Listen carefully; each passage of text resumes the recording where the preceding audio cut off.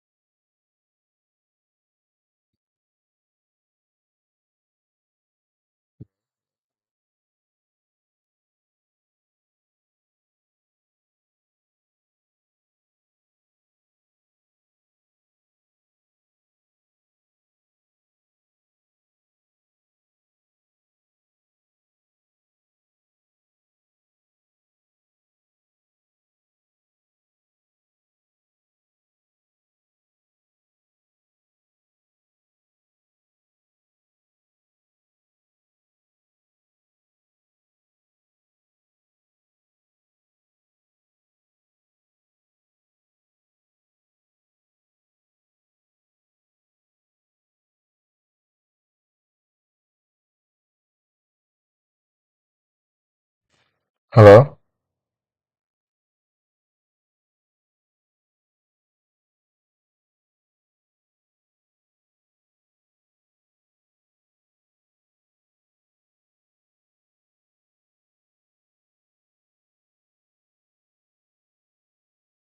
Yeah, of course.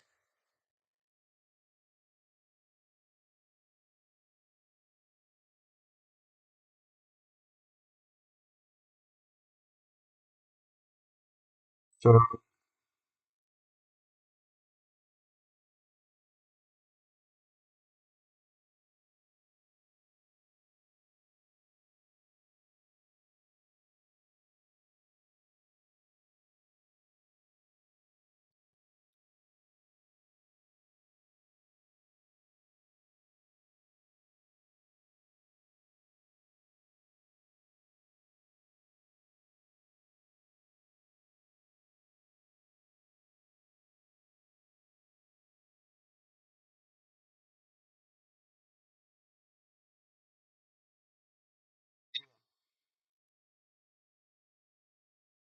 people watching it, so be quiet, okay?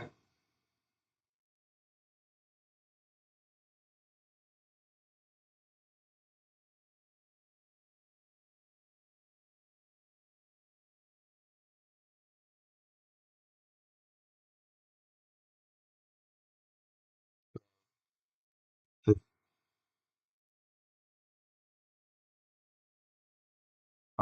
one on Blue Book.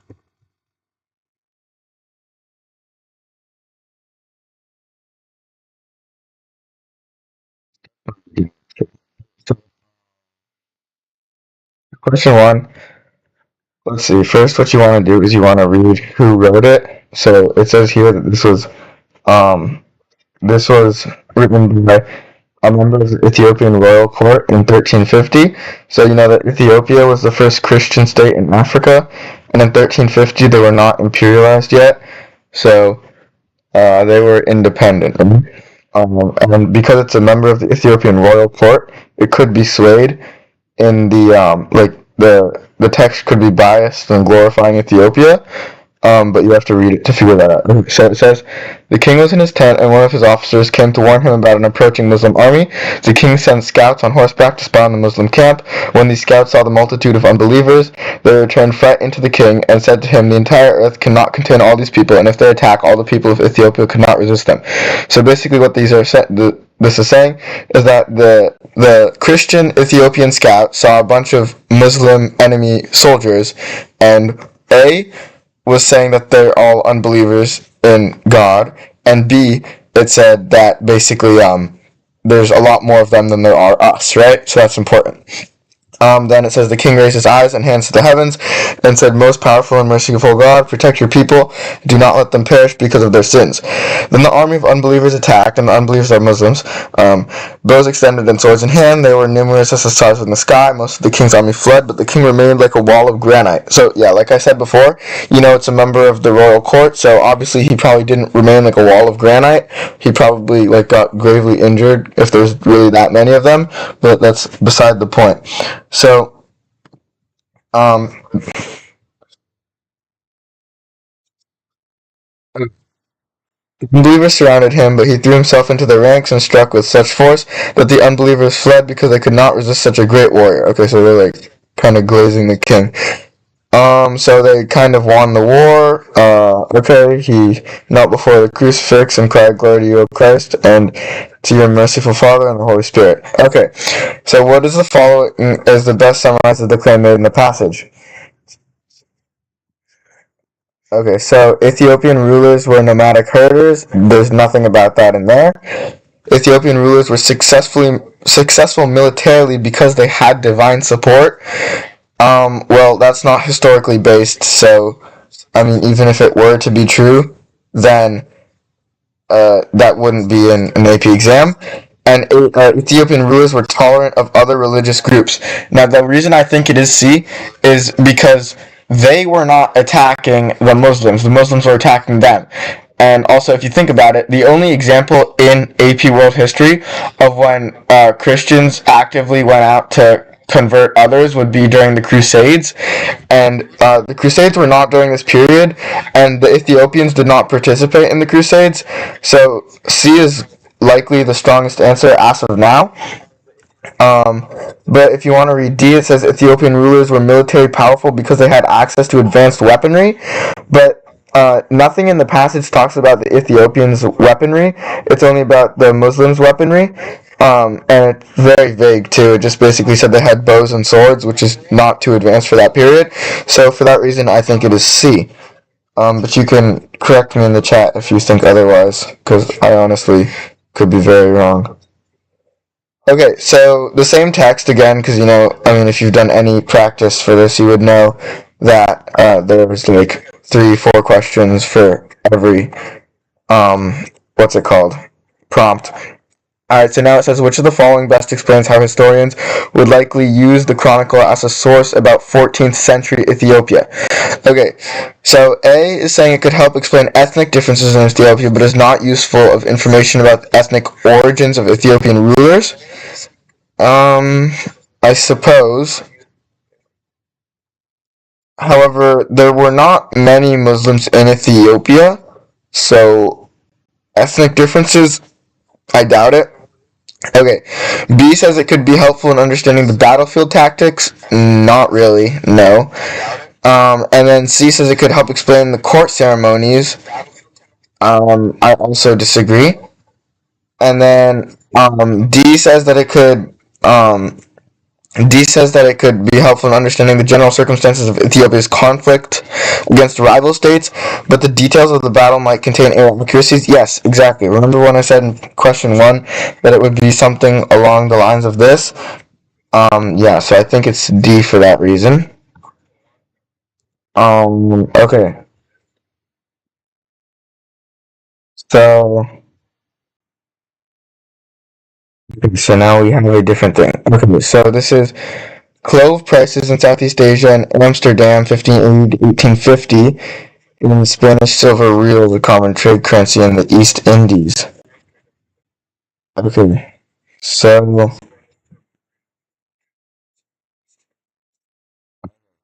here it says, from the period circa 1580 to 1650, which of the following most directly caused the price fluctuations shown in the chart? The price fluctuations are because...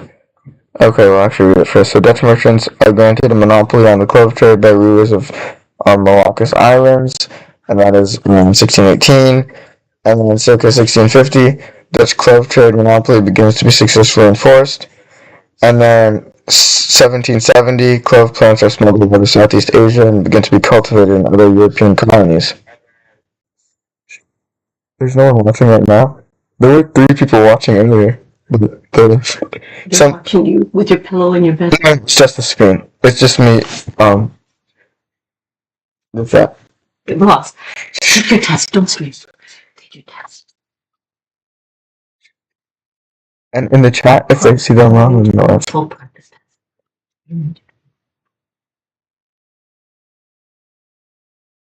Sure. Yourself. No, Ross, test yourself. Do a full practice test. Stop screaming.